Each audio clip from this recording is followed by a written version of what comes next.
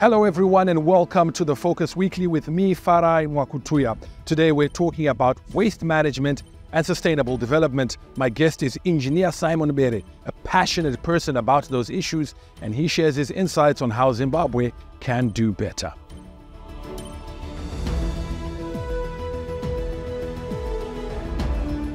Welcome to the Focus Weekly. Today we are focusing on the issue of waste management and why it is important and how we should go about it. As mentioned earlier, I'm speaking to an expert in the particular field. Engineer Simon Bere is a waste management and sustainable development expert. Thank you for joining us on the program. Thank you very much. Okay, now let's get straight into this issue. When we say waste management, what exactly are we referring to? Yeah, when we talk about waste management, we are talking about how to handle the different types of unwanted, what we used to say unwanted material. That is a byproduct of the things that we use and also the things that we consume. So we are talking about post-consumption material. So we are talking about things like the normal things that people know. Our waste, most of it comes from our households. After buying things and after using things, we've got things like packaging material, like tins, cans, plastics.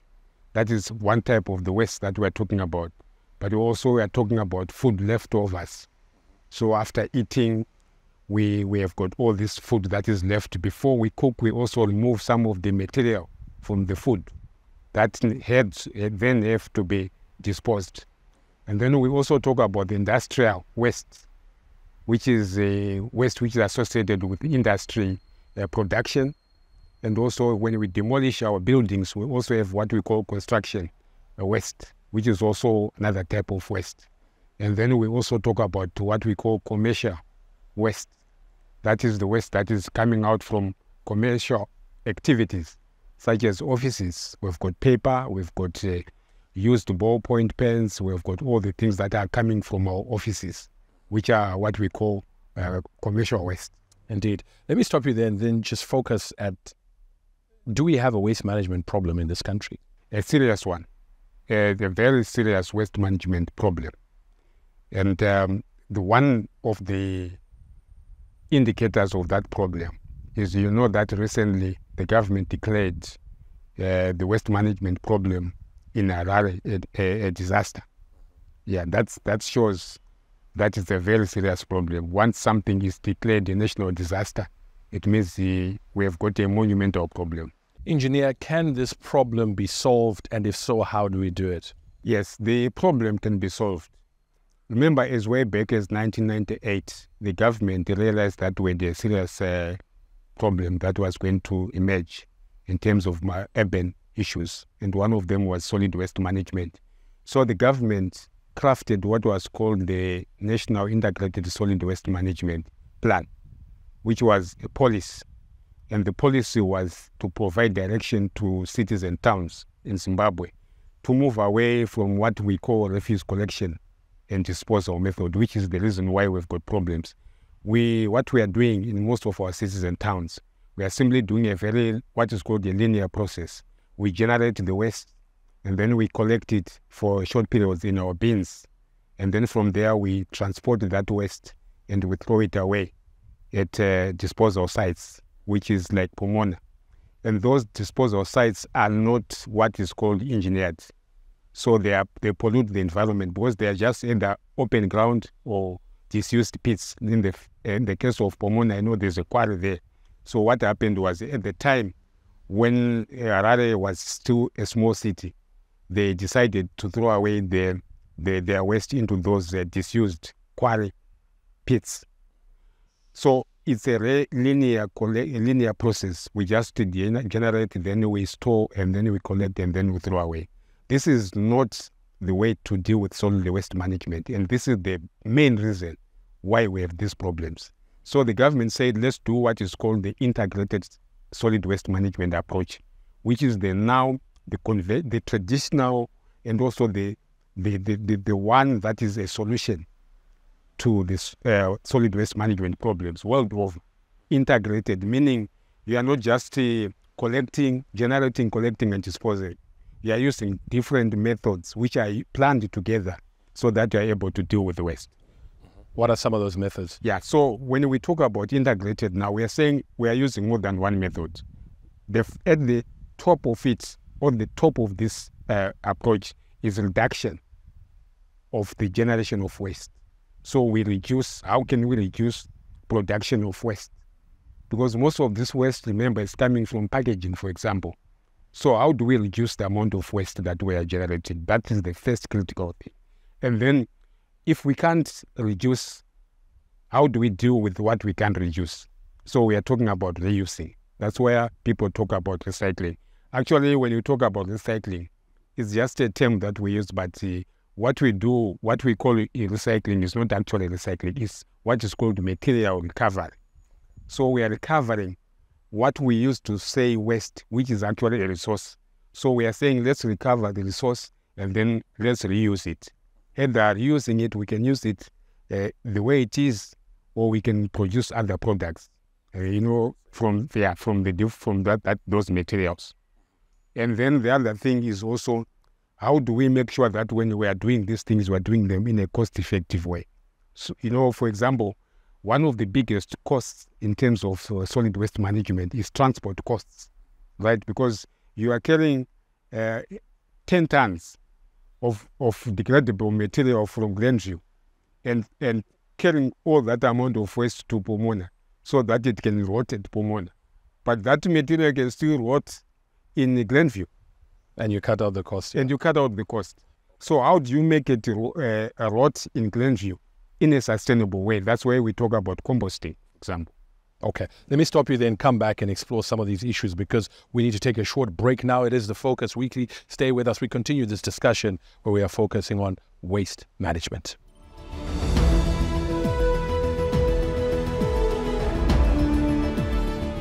Thank you for staying with us. We continue the discussion here, focusing on waste management. Engineer, before we went to the break, you're talking about some of the potential solutions to cut out particularly logistical costs. Composting, I think you had mentioned. Yeah, so I mentioned composting is one of the methods that can be used, but you don't want to use them as discrete. You need to plan them together, right? At the same time, then you say, okay, for Harare, how many 2-3 ways are we going to use to deal with the waste? So we can say maybe we want to prevent, and then we want to reduce it, we want to compost.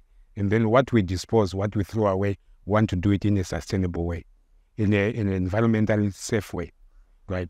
But what happened was the government came up with the policy, but this policy was supposed to be implemented in towns and cities because those are the ones that are responsible for solid waste management. So there's not been uptake from the local authorities to implement that policy, the integrated solid waste management policy. So the problem now is because the government has a solution, but there's still no implementation. That's where the disconnect is. What about some people who argue that, look, we are putting too much, they're putting too much of a burden or the onus or the blame on authorities. As individuals, why am I dumping waste on the side of the road? Why am I being irresponsible like that? You know, when you are dealing with the solid waste management, you are dealing with the system and the flow of material, right? For someone not to dump, there must be an alternative for that person. Because once you have got waste, you've got to deal with it in a way. So you have to find a way of doing it. So you have to have an alternative. So what alternatives are there? Most of the cities, in cities and towns, the people, the residents, they don't have alternatives because there are no bins. You find that sometimes you find that the bin density in most of the areas, you find one bin around about 600 meters. Yeah. So for some people, it's very difficult for them to move around with this waste over for 600 meters. And you find that in many of the cases I've encountered, the bins themselves are also overfilling because the collection rate is not the right rate of collection. So again, blaming saying that is the people who must be responsible. You cannot be responsible where there are no facilities to make you responsible. So it has to be a collective effort between the local authorities and the residents. But the leadership, in terms of making sure that things are done right, must rest with the city the authorities and not the individuals. When you're talking about some of the international best practices, I remember hearing a few years ago and continue hearing about it, this issue of separation at source. Is that a viable option, and how does it work, and why haven't we been able to effectively implement it here? It comes back again to the planning aspect. Yeah, these things need planning, right? Integrated planning, because you're dealing with the system. So if you separated source, but your collection system does not cater for separated waste, right? You separated source, then what? Most of the residents, what they've been doing, trying to do their experiments in terms of separating a source. You separated source, the city council compactor comes. The compactor, those vehicles that collect waste. It comes, and then they see, because the compactors themselves are not designed for separated waste. Because if a compactor is designed for separated waste, is the middle, that's where you put mixed waste. On the sides, there are different compartments. One for glass, for example, one for colored glass and one for clear glass. So when the compactors come now, they see that the separated waste is going into the right compartments. But what is happening? Once they separate it home, when the guys come, they throw it all again back into the same compartment, because the system is not designed to handle separated waste. So it becomes a problem. So people give up. They say, why waste my time? Engineer, why is it so important that we address issues of waste management? How do they contribute to the development agenda? Yes, so the first one is on climate. And waste management is one of the fourth biggest contributors to the greenhouse gas emissions that are responsible for global warming.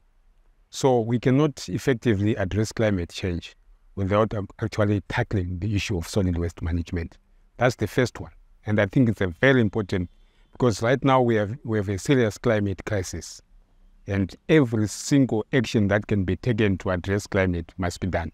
So that's why we need to pay attention to solid waste management. The second one is health.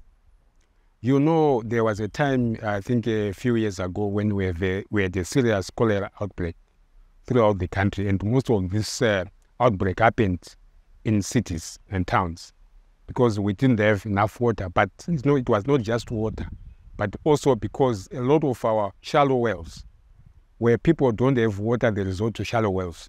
The shallow wells were polluted from waste by waste. So the people ended up having cholera. So there's a health aspect that is also very critical. Then the issue of cost. When you do the way we are doing things at the moment, which is not integrated, we are doing refuse collection. The costs of doing waste management will always increase, because every year we've got more people in cities and towns. And the more people we have, the more waste that we generate. So unless we do what we're calling integrated and addressing this issue, the costs will be so high that we'll not be able, at some point, we'll completely not be able to deal with the solid waste management. So we need to make sure that we do approaches that are cost-effective, more cost-effective than the way we're doing it now. And then there's a political aspect. Remember, just before the elections, the government realized that this is also a big political issue, the crisis of solid waste. So it has got a political angle and also social stability. Indeed. So there are so many reasons why we should address this issue. Indeed, Engineer, let me stop you there. We'll come back and continue this discussion, particularly looking now at sustainable development goals, our pursuit of them, and how issues that we've been talking about fit into that. It is the Focus Weekly. We'll be back shortly.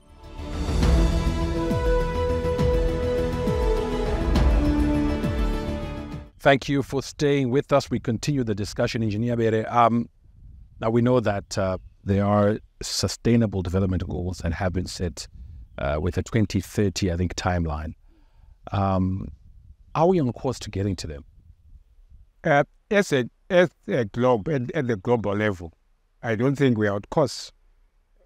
In terms of the overall assessment by the UN, we are around about 47%, which means we should have be at 100 when we are comparing what we said and where we are. but we are 47. So it means we are about 43% behind. And when I talk about my personal experience in Zimbabwe, and also looking at getting information from other African countries, we are way behind. And one of the worrying things is about the climate, where we are saying we are very much behind in terms of the climate action. Where a few months ago, the UN Secretary General actually warned that if we continue doing things the way we're doing it now, by the time we get to 2050, we are trying to keep the temperature rise at below 1.5 degrees compared to the pre-industrial times. But he says if we continue doing the way we're doing it now, by the time we get to around 2050, it will be around about twice. So we are going to overshoot our target. So saying that we need to do drastic changes in our action if we are going to meet the goal of climate. Let me ask specifically on that one. As Africa, our contributions are not as great as the most developed nations. So who needs to do the drastic actions here? This one now is a problem because we have got what we call transboundary problems. When the climate is up to the point where it don't want, it will not select and say, you Africa, you will be safe. Will be less because you less harsh on you. Yeah, it will affect everyone at equal level.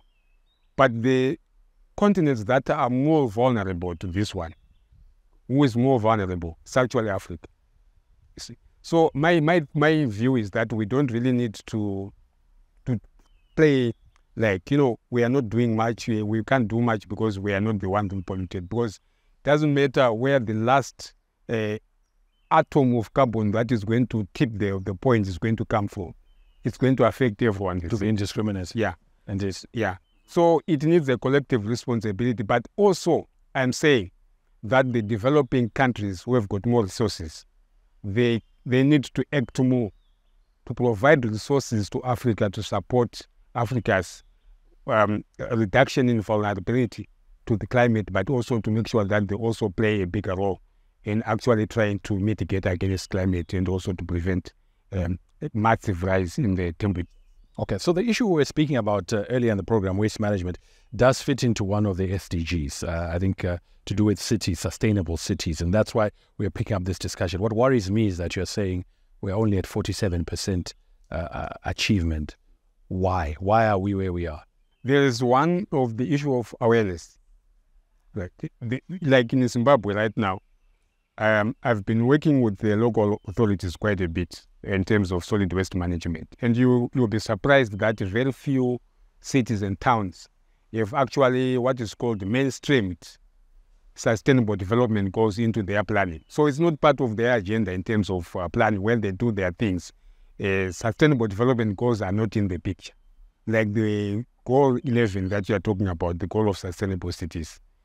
There's no local authority that is talking about sustainable cities. And for example, Harare says we want to be a world-class city by 2025. But what are the indicators? And how do you become a world-class city by 2025 when you don't have an integrated solid waste management system that is functional, when you are not addressing the solid waste management systems? So you can see the challenge we are facing.